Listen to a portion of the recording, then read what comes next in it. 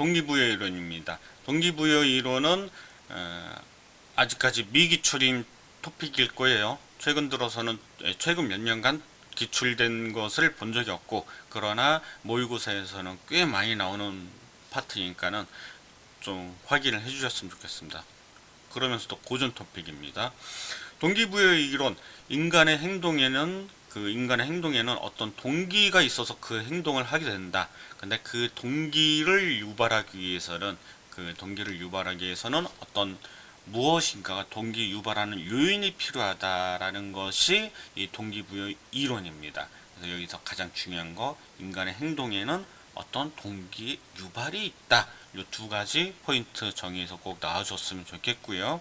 동기부여 이론에는 크게 세 가지가 있습니다. 내용 이론, 과정 이론, 광화 이론, 이렇게 세 가지가 있는데요. 내용 이론은 동기부여시키는 것이 무엇인가 라고 what이라는 관점으로 이렇게 표현할 수가 있겠는데, 결국 이 의미는 뭐냐면은 인간 내면적으로 인간의 기본적인 욕구로 갖고 있는 욕구가 무엇인가, 그것에 대해서 이론을 수립하는 학문 분야가 되겠고요. 과정 이론은 어떤 요인이 있었는데 그 요인이 이제 어떤 과정을 거치면서 동기가 부여된다, 그런 이론이 되겠습니다. 다음 강화 이론은 동기부여 과정이 왜 일어나는가, 과정이 왜 일어나는가에 대해서 연구하는 이론이 되겠습니다. 내용 이론과 과정 이론, 강화 이론 각각 하위로 이렇게 토픽들이 있는데, 각 상세 이론에 대해서는 좀 확인을 좀 해주셨으면 좋겠어요. 이 모든 거를 다 아실 수는 없지만은 몇 가지 가장 대표적으로 매슬로우 욕구 단계 이론은 꼭 확인을 해주셨으면 좋겠어요. 최소한 요 한 가지는요. 매슬로우 욕구 단계 이론은 인간의 욕구는 이렇게 있다고 봅니다.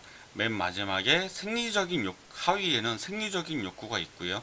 그 다음에 안전에 대한 욕구, 그 다음에 사회적 욕구, 그 다음에 요게 뭐냐면은 자존의 욕구, 존경에 대한 욕구죠. 그 다음에 자아 실현에 대한 욕구, 이렇게 5개의 단계가 있다고 보고요. 이 하위 욕구가 가장 먼저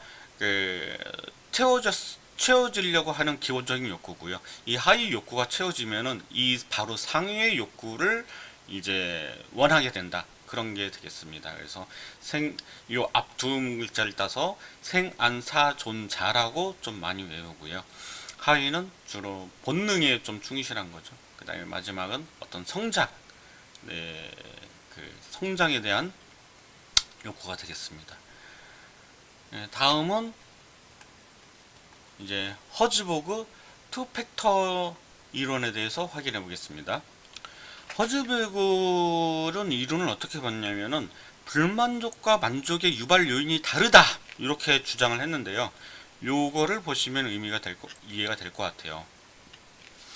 전통적인 관점에서는 불만족을 만족으로 바꿔주면은 된다. 그러면은 어떤 동기 유발이 된다. 그러니까 불만족을 어떤 요소를 집어넣으면 만족하는 요인으로 바꿀 수 있다. 이것이 동기부여로 봤다라고 치면은 허즈버그는 그 이론 자체를 서로 다른 내용이다, 그렇게 관점을 받습니다. 불만족인 사항은 불만족을 없애줘야 되는 거지 불만족을 만족으로 바꿔주는 요인은 아니다. 그 다음에 만족이라는 거는, 만족시켜야 되는 거는 만족이 없는 상태를 만족시켜줘야 되는 것이다, 이렇게 이론을 주장을 했습니다. 그래서 그 내용은 뭐냐, 두 개의 불만족인 것을 위생 요인이라고 정의를 했고요. 만족시켜야 되는 걸 동기 요인이다, 위생 요인, 동기 요인, 이렇게 구분을 했는데요.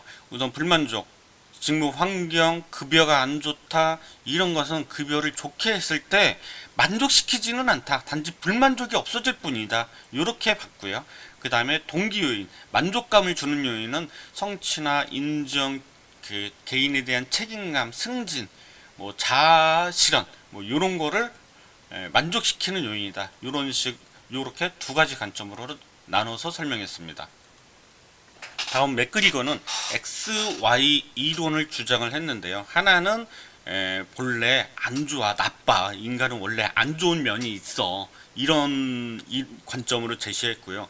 다른 한쪽으로는 뭐 인간은 원래 이런 적극적이고 좀 창의적이고 능동적이야, 이런 요인으로 봤습니다. 그래서 X 이론에 대한 인간과는 청성적으로 인간은 게으르고 야망도 없고 책임지기 싫어하고 뭐 요런 부정적인 팩터가 있다.